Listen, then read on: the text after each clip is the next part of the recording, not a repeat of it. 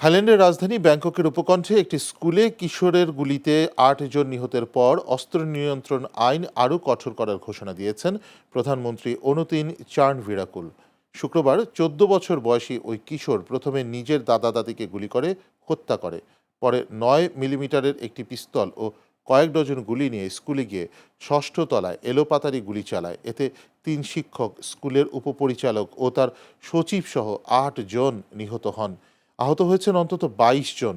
Police জানিয়েছে, হামলায় ব্যবহৃত পিস্তলটি কিশোরের দাদার নামে লাইসেন্স করা ছিল এবং তার শোবার ঘর থেকেই অস্ত্রটি নেওয়া হয়েছিল।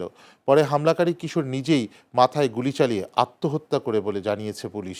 এ ঘটনার পর প্রধানমন্ত্রী অনুতিন জনসম্মুখে আগ্নেয়াস্ত্র বহনের উপর নতুন বিধিনিষেধ আরোপের পরিকল্পনার কথা জানিয়েছেন।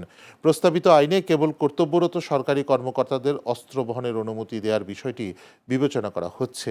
দেশটিতে বর্তমানে বেসামরিক নাগরিকদের হাতে প্রায় ১,৩,০০,০০০ আগ্নেয়াস্ত্র রয়েছে, যার মধ্যে প্রায় ৪০ লাখই অবৈধ।